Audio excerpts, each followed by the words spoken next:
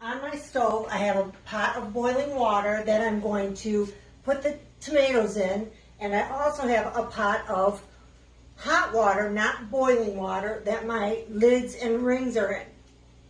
I'm going to drop the tomatoes in to the hot water, set a timer for 1 minute, and in 1 minute's time, they'll be ready to peel and core. You don't want them to go too much longer than a minute because then they'll get mushy and harder to peel. I myself love Roma tomatoes because they are a firmer tomato and they peel beautifully, but I can't grow them, so we do Early Girl, and they've actually worked out really beautifully for us. I'm going to take the tomatoes out of the hot water, and you'll be able to see they're already starting to crack and peel. Some people will put an X on the bottom of the tomato right here and then put them in the hot water. I found that is an unnecessary step. They peel without doing that beautifully. So this one I did earlier, typically I let them cool a little bit. So I'm going to take my fingernail and I'm going to pull a strip off of the tomato on each end, and then they will just peel right off beautifully. If I have any kind of marks on the tomatoes, I'll cut them off. All I want is red. So then I use my corer and I pull out the core. Then I split the tomato in half with my thumbs. I have diverticulitis, so I have to get rid of all seeds. I will use my thumbs and push the seeds out. Push them off whatever is left of the tomato. And get as many seeds off. My body can't tolerate the seeds.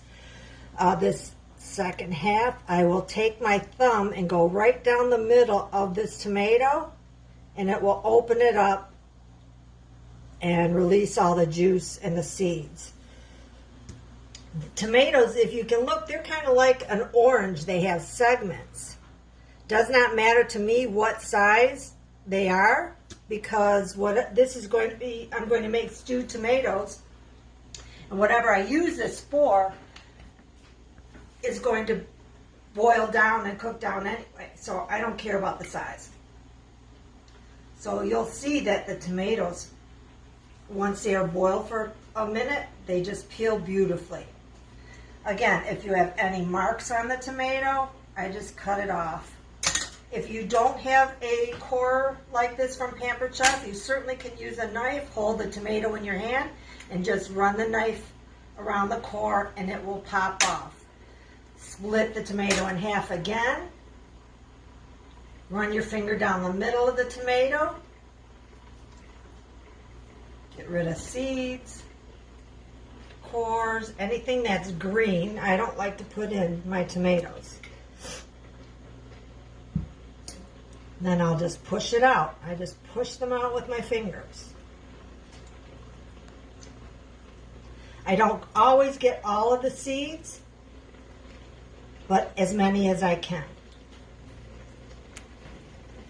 So then I have, again, I peel on either side, and then the tomato peel will come right off. Unless there is some marks on there from being on the ground, again, I will cut that off and core it. Peel it, get all the tomato junk off of it. You don't have to do this. You can leave the seeds in if you want. My body just can't tolerate it, so I take the time and I remove the seeds.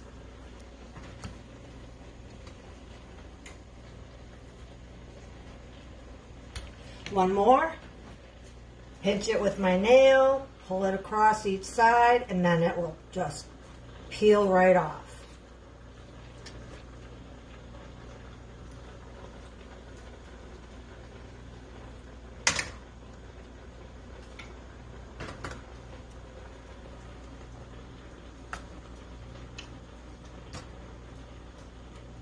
It's a messy job, but it's so worth it.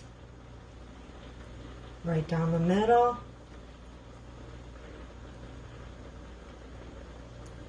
I just drag my fingers across the flesh of the tomato.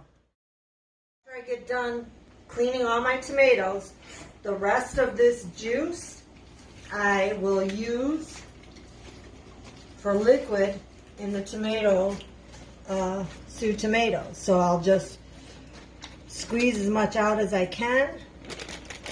I have a little Ziploc bag here that I empty the stuff out of. And then I will strain it back into the tomatoes. And I'll put them in my pot. Pouring right now. And we'll let this come to boil.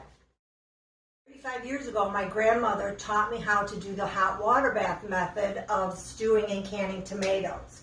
I did that for 25 years, and then 10 years ago, a friend of mine taught me how to do what's called the dishwasher method. The premise of all canning is to put hot product into a hot jar. Then I wrap everything in towels and let it sit on my counter for 24 hours, and it processes everything, seals the jars.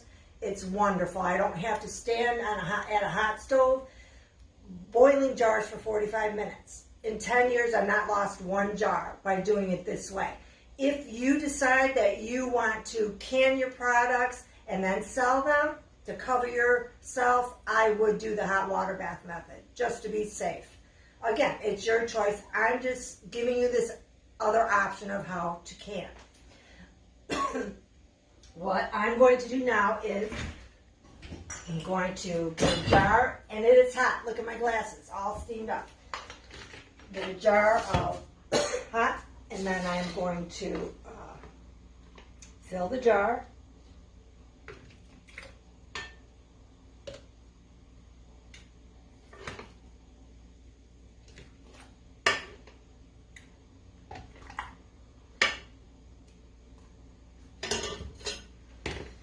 I typically fill to this bottom line, and then I'll take a wet, damp paper towel and I'll go around the top and the inside of the rim and get out anything that has landed on that rim, because if you don't, it will create bacteria and it will spoil your food.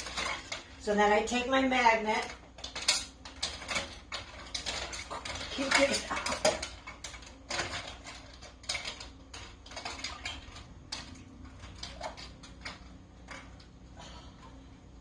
It's normally not that hard. Put the lid on. Get a ring. Tighten it up. I get a towel and I really tighten it up good. Wipe the top. Then I'm going to put it underneath towels so that it holds all that heat in there and it processes it. Do a second one.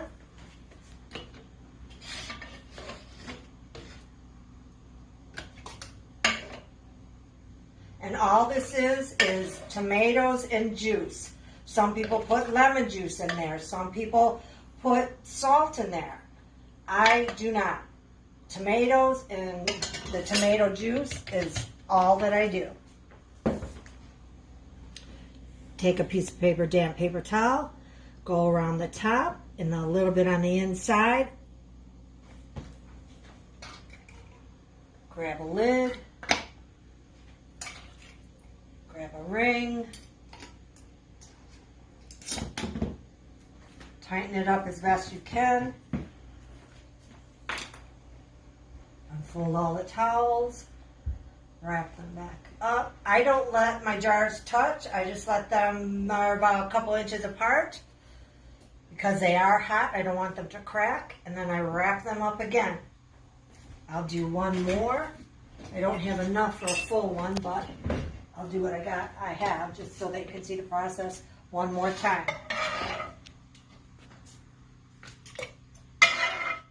Ladle everything in the jar. And I won't can if I only have a half of a jar left. I'll just put this in the refrigerator and make something out of it later on today for dinner. Take the jar, go around the top of the rim.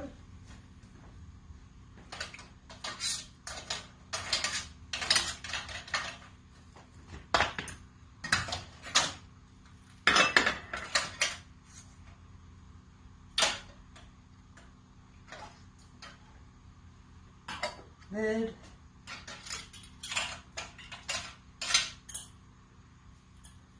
Ring.